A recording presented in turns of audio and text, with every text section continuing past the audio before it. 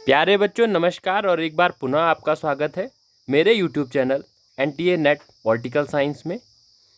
आज हम बात करने वाले हैं केंद्र राज्य वित्तीय संबंध की।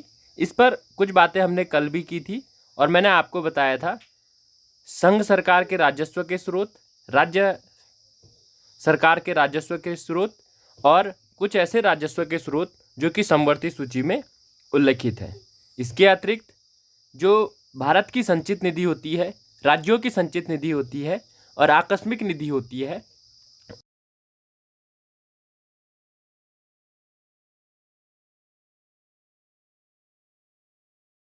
शुल्क और कर में क्या अंतर होते हैं। तो आइए आज उससे आगे देखते हैं हम। अगर आपने वो वीडियो नहीं देखा है तो उसको ज़रूर देख लें, उसके पश्चात ही आप इन जो चीज़ें आज मैं आपको बताने वाला हूँ उनको समझ पाएंगे। तो आज सबसे पहला पॉइंट जो हमारा अध्ययन का विषय है वो है संघ द्वारा उद्ग्रहित किए जाने वाले किंतु राज्यों द्वारा संग्रहित और विनियोजित किए जाने वाले शुल्क। इसका अर्थ है कि संघ उन करों को एकत्रित करता है,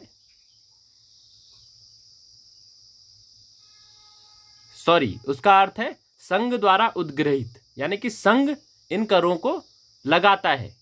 इसकी डिसाइड कौन करता है? संघ। कि किस जो ये विषय है कि इस पे कितना कर लगाया जाएगा और कितना नहीं लगाया जाएगा, ये सारा डिसाइड कौन करता है? संघ। किंतु संग्रहित कौन करता है, उसको एकत्रित कौन करता है? वो करता है राज्य। तो ऐसे करों को संघ द्वारा उद्ग्रहित और राज्यों द्वारा संग्रहित या विनियोजित उसका यूज़ करना नहीं, उनको एकत्रित करना ये कहा जाएगा। तो ऐसे कर कौन कौन से हैं उनको देखते हैं और इनका उल्लेख भारतीय संविधान के अनुच्छेद 268 यानी कि 268 आर्टिकल में किया हुआ है। भारतीय संविधान के अनुच्छेद 268(1) के अनुसार ऐसे स्टाम्प शुल्क तथा औषधीय और प्रसाधन निर्मितियों पर ऐसे उत्पाद शुल्क जो संघ सूची में वर्णित है, भारत सरकार द्वारा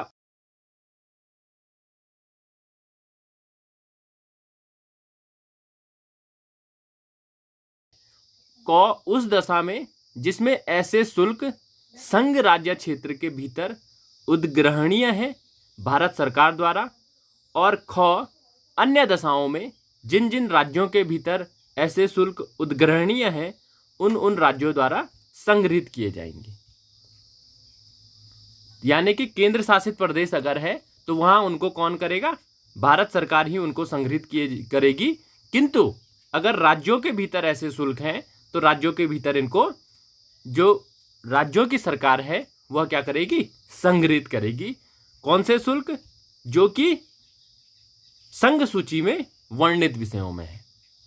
उसके पश्चात इसी अनुच्छेद 268 के खंड 2 के अनुसार किसी राज्य के भीतर उद्ग्रहणीय किसी ऐसे शुल्क के किसी वित्तीय वर्ष में आगम भारत के संचित निधि के भाग नहीं होंगे किंतु उस राज्य को सौंप दिए जाएंगे।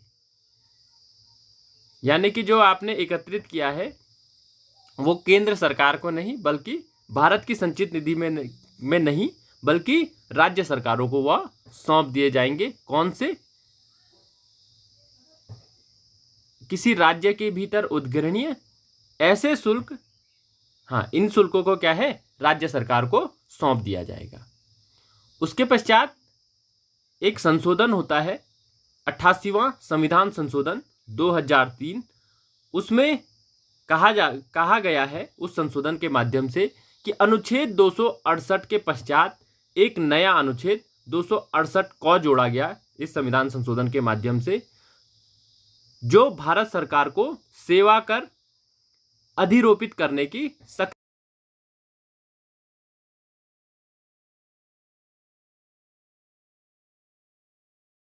संविधान संशोधन 2003 के माध्यम से, और इसको सेवा कर अधिरोपित करने की शक्ति प्रदान की गई केंद्र सरकार को संघ द्वारा।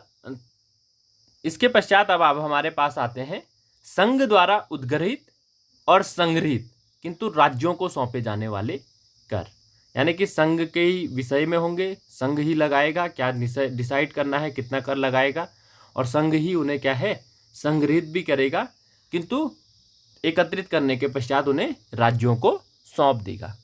तो ये बातें अनुच्छेद 269 यानी कि आर्टिकल 269 में उल्लेखित की गई है। आइए देखते हैं।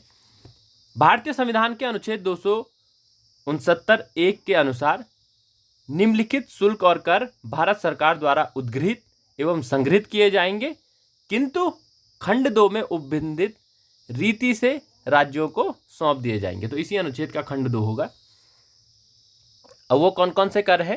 पहला है क, कृषि भूमि से भिन्न संपत्ति के उत्तराधिकार के संबंध में शुल्क, यानी कि कृषि भूमि को छोड़ के अन्य जो संपत्ति है उस पे जो उत्तराधिकार शुल्क होता है, यानी कि भवन है या अन्य संपत्तियां हैं, उद्योग है, तो वो क्या है वो शुल्क। दूसरा, कृषि भूमि से भिन्न संपत्ति के संबंध में संपदा शुल्क।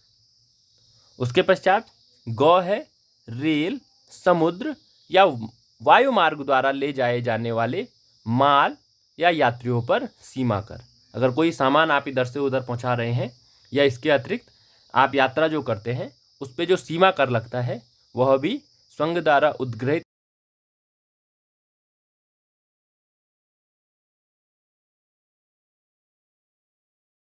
कर।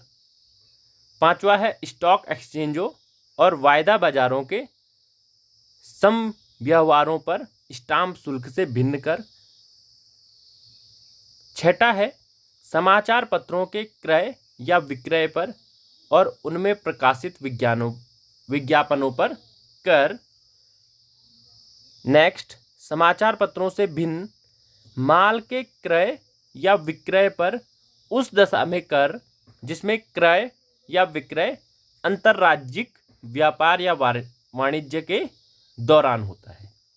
और अंतिम है माल के प्रेषण पर, चाहे प्रेषण उसके करने वाले व्यक्ति को या किसी अन्य व्यक्ति को किया गया हो, उस दशा में जिसमें ऐसा प्रेषण अंतर्राज्यिक व्यापार या वाणिज्य के दौरान होता है।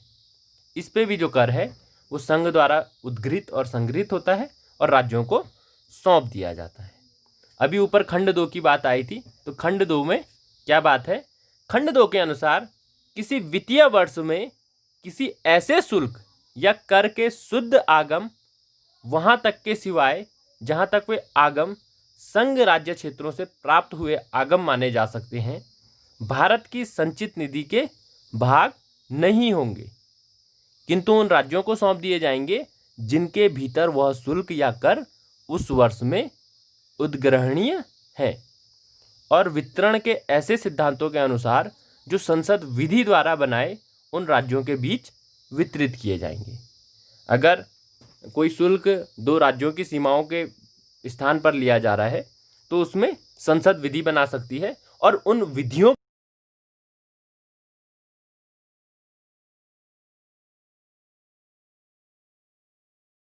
अलग अलग राज्यों से भी कोई शुल्क एकत्रित किया जा रहा है तो संसद विधि बनाकर क्या है उन राज्यों को वो कर सौंप देगी। खंड 3 के अनुसार संसद यह अवधारित करने के लिए कि माल का क्रय या विक्रय या प्रेषण कब अंतर्राज्यिक व्यापार या वाणिज्य के दौरान होता है, विधि द्वारा सिद्धांत बना सकेगी। तो संसद को यहां भी क्या है विधि बनाने की शक्ति दी गई है। उसके पश्चात हमारे पास आता है संघ द्वारा उद्गृहित और संग्रहित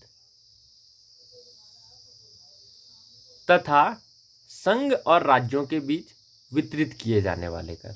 यानी कि कुछ कर इस प्रकार होते हैं कि उनका परसेंटेज के हिसाब से कि इतना परसेंट केंद्र को जाएगा और इतना परसेंट राज्यों को जाएगा, ऐसे करों की बात इसमें की गई है। और ये भारतीय संविधान के अनुच्छेद 270 या आर्टिकल 270 या अनुच्छेद 270 में इनका उपबंध किया गया हुआ है। तो अनुच्छेद 270(1) के अनुसार कृषि आय से भिन्न आय पर कर भारत सरकार द्वारा उद्घृत और संग्रहित किए जाएंगे तथा खंड 2 में उपबंधित रीति से संघ और राज्यों के बीच वितरित किए जाएंगे। खंड 2 में क्या लिखा हुआ है? खंड 2 के अनुसार किसी वित्तीय वर्ष में किसी ऐसे कर के शुद्ध आगमों का ऐसा प्रतिशत जो विहित किया जाए वहां तक के सिवाय जहां तक वे आगम संघ राज्य क्षेत्रों से या संघ की उपलब्धियों से संबंध में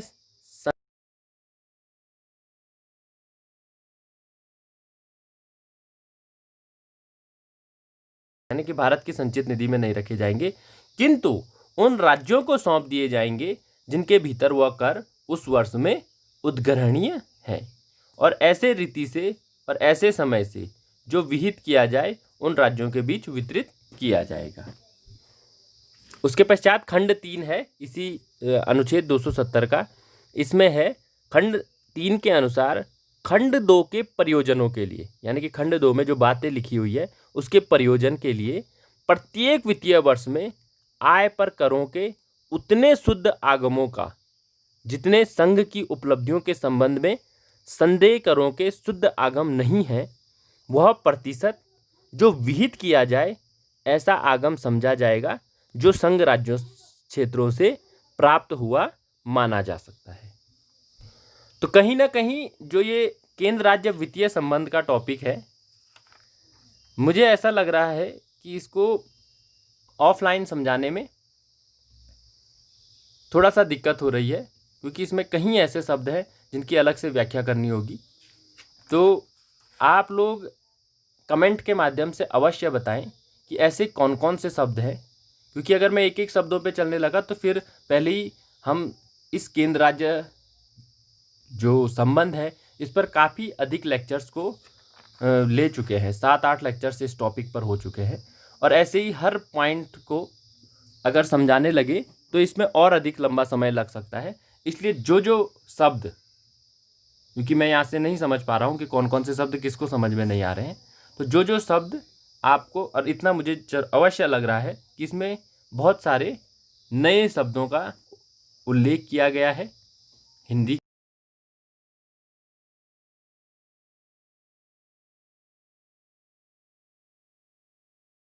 ताकि उन शब्दों को स्पष्ट किया जा सके। और वैसे भी अब स्कूल कॉलेजेस खुलने को हैं तो उनको आपको कक्षाओं में भी पुनः समझाया जाएगा। कोशिश रहेगी कि इस टॉपिक को आपको कक्षा में पुनः समझाने का प्रयास किया जाएगा। तो आप इस चिंता में ना रहे कि कुछ टॉपिक्स, क्योंकि अध्ययन के दौरान मुझे भी लग जाता है कि कुछ टॉपिक्स ऐसे हैं जिनको कि बिना इंट्रैक्शन के, क्योंकि उनमें बार बार पूछना होता है, कक्षा का जो संचालन होता है वो लोकतांत्रिक तरीके से होता है, जहां हम यह देख सकें कि बच्चे के कितना समझ में आ रहा है और कितना नहीं आ पा रहा है। तो मुझे खेद है कि अभी मैं आपको इसी प्रकार बता सकता हूं। आपसे रिएक्शन, क्योंकि लाइव कक्षाएं अगर होती तो उसमें रिएक्शन लिया जा सकता, पर नेटवर्क की काफ़ी अधिक समस्या है, इसलिए लाइव कर पाना आप भी समझते हैं मुश्किल है, और इसलिए अभी इसे ऐसे ही समझने की कोशिश करें। हाँ, आपसे एक अनुरोध रहेगा कि आप इसको, अगर आपके पास पुस्तकें हैं तो उन पुस्तकों में और देखने का प्रयास करें। 1 बार नहीं, 2 बार नहीं, 3 बार नहीं, जितनी बार, जब तक समझ नहीं आता तब तक देखने का प्रयास करें। नहीं आता है समझ में, हमसे पूछिए और हम आपको पुनः उसको समझाने का प्रयास करेंगे। तो जो चिंता मेरी थी, ख़ास तौर से कुछ थॉट के टॉपिक्स भी थे जहाँ मुझे ऐसा लगा कि कहीं ना कहीं दिक्कत हो रही है। आप लोग तो प्रश्न पूछते नहीं हैं, पर मुझे ऐसा लगा कि कुछ कुछ पॉइंट्स हैं जहां आपको दिक्कत हो सकती है। तो अगर ऐसा होगा तो आप कमेंट के माध्यम से पूछिए, या फिर जब कॉलेज खुलेगा तब आपको विस्तृत किया जाएगा। चलिए, अभी फिलहाल यहाँ बात कर रहे थे हम संघ द्वारा उद्गृहित और संग्रहित तथा संघ और राज्यों के बीच।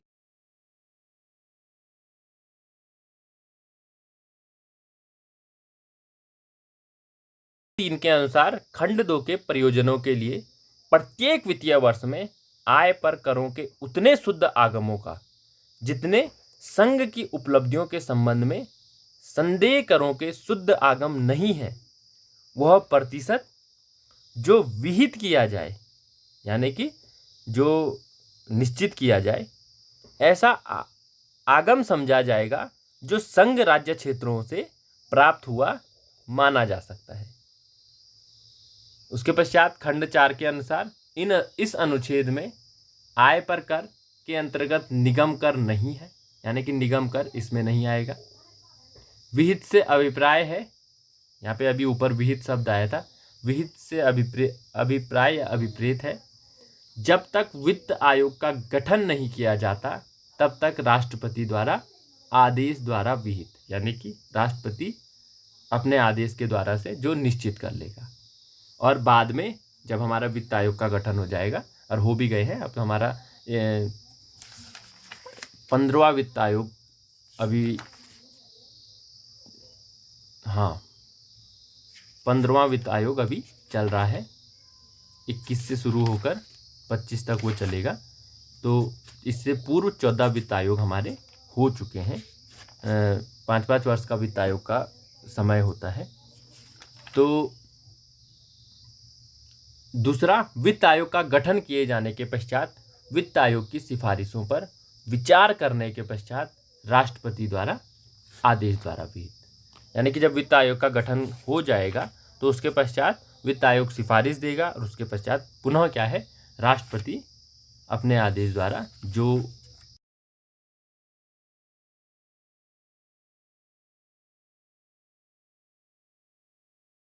अंतर्गत संघ की उपलब्धि के का अर्थ है, संघ के उपलब्धि के अंतर्गत भारत की संचित निधि में से संदेह ऐसी सभी उपलब्धियां और पेंशन जिसके संबंध में आयकर प्रभार्य हो। संघ की उपलब्धि के अंतर्गत भारत की संचित निधि में से संदेह ऐसे सभी उपलब्धियां और पेंशन जिनके संबंध में आयकर प्रभार्य हो, जिस पर भारित आयकर हो। उसके पश्चात अब है कुछ शुल्कों और करों पर संघ के प्रयोजनों के लिए अधिभार। तो अनुच्छेद 271 में वर्णित है कि अनुच्छेद 271 के अनुसार अनुच्छेद 269 और अनुच्छेद 270 में किसी बात के होते हुए भी संसद उन अनुच्छेदों में निर्दिष्ट शुल्कों या करों में से किसी भी समय संघ के प्रयोजनों के लिए अधिभार द्वारा वृद्धि कर सकेगी, और किसी ऐसे अधिभार के संपूर्ण आगम भारत की संचित निधि के भाग होंगे।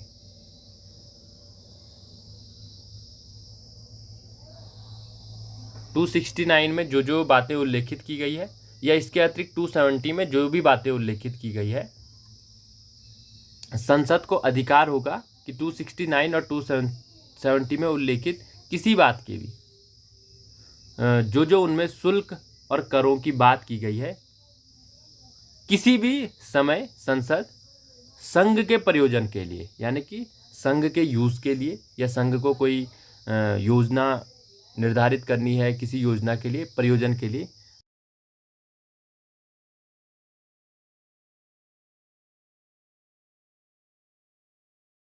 जो शुल्क है, जो कर है, उनमें वृद्धि करने का अधिकार होगा। और किसी ऐसे अधिभार के संपूर्ण आगम भारत की संचित निधि के भाग होंगे। तो जितनी भी वृद्धि संसद करेगी कि इतना इतना हमको अधिक चाहिए, वो सारे के सारे क्या है, भारत की संचित निधि में उनको संचित किया जाएगा या उनको रखा जाएगा। अगला पॉइंट है कर जो संघ द्वारा उद्घृत और संग्रहित किए जाते हैं तथा जो संघ और राज्यों के बीच वितरित किए जा सकेंगे। तो आपने देखा होगा कितने पेचीदगी भरे वित्तीय संबंध है। कहीं संघ एकत्रित कर रहा है, कहीं राज्य एकत्रित कर रहा है, संघ एकत्रित करके राज्यों को सौंप रहा है, राज्य एकत्रित करके संघ को सौंप रहा है। तो बड़े पेचीदगी भरे क्या है, केंद्र राज्य संबंध है। और इसका जो अधिकतर भाग है 80% पॉइंट, ये इकोनॉमिक्स का पार्ट आता है। पॉलिटिकल साइंस में इसमें संघ राज्य संबंध, बस आपको ध्यान रखना है कि इस प्रकार के कर होते हैं। इसके भीतर आप अगर नहीं भी जाते हैं, इनके बाहर के पॉइंट्स को भी आप ध्यान रख लेते हैं कि अनुच्छेद 271 में क्या बात है, अनुच्छेद 272 में क्या बात है, तो तब भी आपका काम चल सकता है। पर अगर आपको भीतर का भी पता है कि क्या क्या उल्लेख, कैसे वो कर संग्रहित कर किए जाते हैं, क्या किए जाते हैं, तो वो आपके लिए ज़्यादा बेटर रह सकता है। तो अनुच्छेद 272 भारतीय संविधान का अनुच्छेद 272 यह उल्लेखित करता है कि संघ सूची में वर्णित औषधीय और प्रसाधन नीतियों पर उत्पाद शुल्क से भिन्न, उत्पाद शुल्क से भिन्न यानी कि अन्य प्रकार के जो शुल्क औषधीय और प्रसाधन नीतियों पर लगाए जाते हैं, संघ उत्पाद शुल्क भारत सरकार द्वारा उद्गृहित और संग्रहित किए जाएंगे। भारत सरकार ही इनको लगाएगी और इनको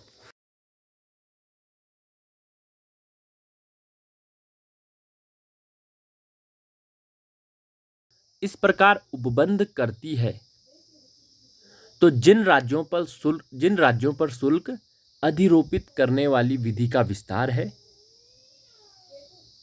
उन राज्यों को भारत की संचित निधि में से उस शुल्क के संपूर्ण शुद्ध आगमों के या उनके किसी भाग के बराबर राशियां संदत्त की जाएगी। चलो इसको आसान भाषा में समझते हैं। कहने का अर्थ है कि संसद जो औषधीय और प्रसाधन नीतियां हैं, इन पर उत्पादन शुल्क के अतिरिक्त जितने भी प्रकार के शुल्क लगाएगी, भारत सरकार द्वारा ही उन्हें क्या है लगाया जाएगा और संग्रहित किया जाएगा। किंतु संसद ऐसी विधि बनाएगी, उपबंध करती है, जो जिन राज्यों पर शुल्क अधिरोपित करने वाली विधि का विस्तार है, यानी कि जिन राज्यों से वो शुल्क वसूला जा रहा है, उन राज्यों को भारत की संचित निधि में से उस शुल्क के संपूर्ण भाग, यानी कि अगर 15% शुल्क वसूला जा रहा है तो 15 का 15% या फिर संसद कुछ परसेंटेज किसी भाग के बराबर कि 15 में से 2% केंद्र सरकार रखेगी और 13% राज्यों को सौंपेगी, या 5% राज्य सरकार रखेगी और 10% केंद्र सरकार रखेगी। तो क्या है, संसद विधि बनाएगी कि कितना राज्यों को सौंपना है जिन राज्यों से वसूल किया गया है और कितना केंद्र ने रखना है, संतत की जाएगी। और वे राशियां वितरण के ऐसे सिद्धांत के अनुसार या सिद्धांतों के अनुसार जो उस विधि द्वारा बनाए जाए उन राज्यों के बीच वितरित की जाएगी। तो ये मैंने आपको समझा दिया। 80वें संविधान संशोधन द्वारा अनुच्छेद 272 को निरस्त कर दिया गया है, किंतु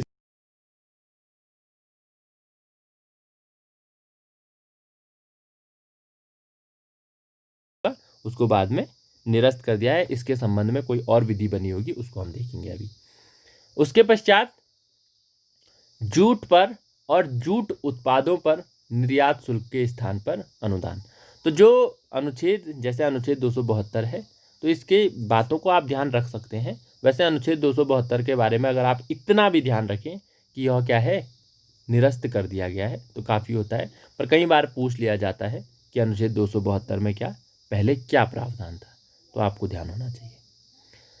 अब है जूट पर और जूट उत्पादों पर निर्यात शुल्क के स्थान पर अनुदान। तो भारतीय संविधान के अनुच्छेद 273(1) के अनुसार जूट पर और जूट उत्पादों पर निर्यात शुल्क के प्रत्येक वर्ष के शुद्ध आगम का कोई भाग असम, बिहार, उड़ीसा और पश्चिम बंगाल राज्यों को सौंप दिए जाने के स्थान पर उन राज्यों के राजस्व में सहायता अनुदान के रूप में प्रत्येक वर्ष भारत की संचित निधि पर ऐसी राशियां भारित की जाएगी जो विहित की जाए। तो जूट और जूट उत्पादों पर क्या है, निर्यात शुल्क के स्थान पर अनुदान। वहां से मतलब किसी राज्य में अगर जूट हो रहा है, जूट के उत्पाद हो रहे हैं, तो उस पर निर्यात शुल्क कि आप इस राज्य जैसे इसे बाहर निकाल रहे हैं, उसका जो शुल्क लिया जाता है उसके स्थान पर उसको उन राज्यों को अनुदान दिया जाएगा जो निर्यात शुल्क उनसे लिया जा रहा है। यानी कि आपके राज्य में कुछ चीज़ें हो रही है और आप उसे बेच रहे हैं, तो उसके लिए आपसे केंद्र क्या है, टैक्स वसूल रहा है। किंतु आप अगर उस चीज़ को बनाते ही नहीं तो केंद्र कहाँ से टैक्स वसूल,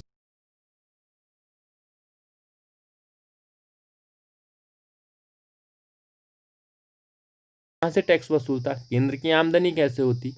तो इसलिए आपने जो ये जूट का उत्पादन जो कर रहे हैं उसके बदले में आपको क्या है, कुछ अनुदान देना, जो निर्यात शुल्क आपसे लिया उसके बदले में कुछ अनुदान देना, ये बात कही गई है।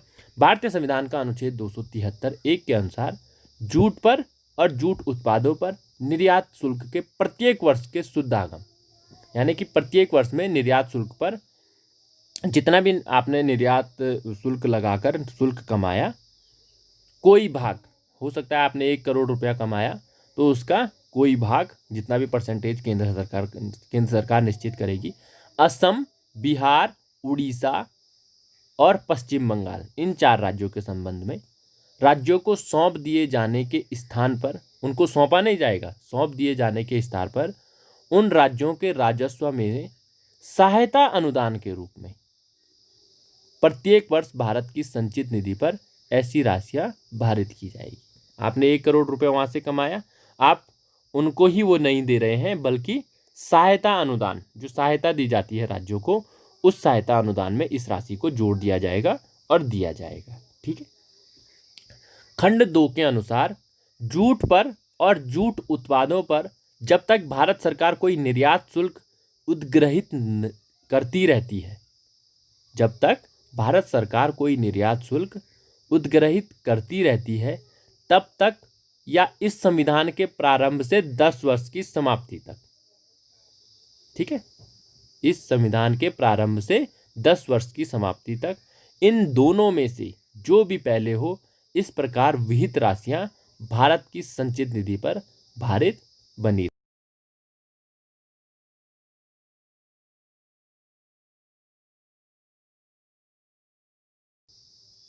राज्यों को सहायता अनुदान के रूप में दी जाएगी। खंड 3 के अनुसार इस अनुच्छेद में विहित पद का वही अर्थ है जो अनुच्छेद 270 में है। तो विहित को मैंने आपको यहाँ समझाया था, इससे 270 के खंड 4 में मैं आपको विहित समझा चुका हूँ। उसके पश्चात है ऐसे कराधान पर जिसमें राज्य हितबद्ध है, यानी कि राज्य का हित होना है या राज्य से ही वो कर लिया जा रहा है, प्रभाव डालने वाले विधेयकों के लिए राष्ट्रपति की पूर्व सिफारिश की अपेक्षा। यानी कि आप ऐसा कोई टैक्स लगा रहे हैं जिससे कि राज्यों का क्या है, हित बाधित हो सकता है या राज्यों को हित हो सकता है।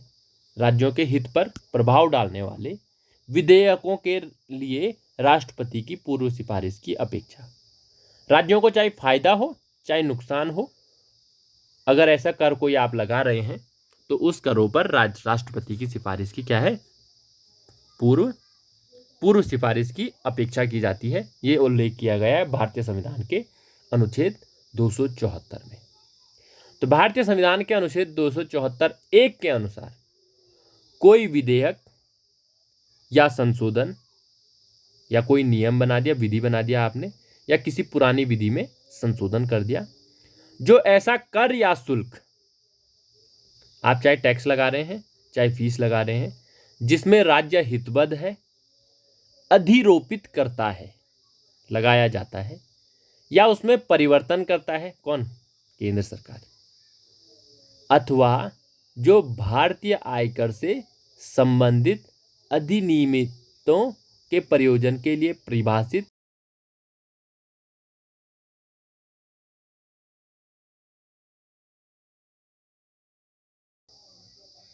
राज्य को हित को प्रभावित करने वाला कोई टैक्स आप लगाते हैं जो उन सिद्धांतों को प्रभावित करता है जिनसे इस अध्याय के पूर्वगामी उपबंधों में से किसी उपबंध के अधीन राज्यों की को धनराशियां वितरणीय है या हो सकेगी, अथवा जो संघ के प्रयोजनों के लिए कोई ऐसा अधिभार अधिरोपित करता है जो इस अध्याय के पूर्वगामी उपबंधों में वर्णित है, संसद के किसी सदन में राष्ट्रपति की सिफारिश पर ही पुनः स्थापित या प्रस्तावित किया जाएगा, अन्यथा नहीं। तो आपने ऐसा ध्यान रखना है कि कोई भी कराधान जिसमें राज्य का हित प्रभावित होता हो, वह विधेयक राष्ट्रपति की पूर्व सिफारिश की पश्चात ही क्या है, उसको संसद में रखा जाएगा, वरना नहीं। तो यह है भारतीय संविधान का अनुच्छेद 274 का खंड 1। 274 के खंड 2 के अनुसार इस अनुच्छेद में ऐसा कर या शुल्क जिसमें राज्य हितबद्ध है, पद से ऐसा कोई कर या शुल्क अभिप्रेत है, यानी कि कौन कौन से कर होंगे यहाँ स्पष्ट किया हुआ है। पहला, जिसके शुद्ध आगम पूर्णतः या भागतः किसी राज्य को सौंप दिए जाते हैं। यानी कि ऐसा कर जिसका पूरा का पूरा या कोई उसका परसेंटेज राज्यों को सौंप दिए जाते हैं, या जिसके शुद्ध आगम के प्रति निर्देश से भारत की संचित निधि में से किसी राज्य को राशियां तत्समय संदेह है।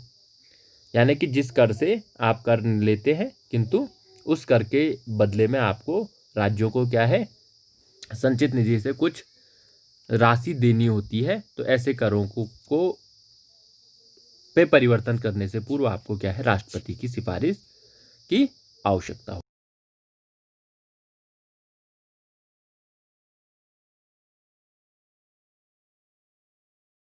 इससे जो बाकी बचा हुआ है, बाकी कई प्रकार के कर हैं, अभी मेरा ख्याल इस पे 2-3 दिन और समय लग सकता है, तो उनको हम कल देखेंगे। आप लोगों ने मुझे सुना, आप लोगों का बहुत बहुत धन्यवाद।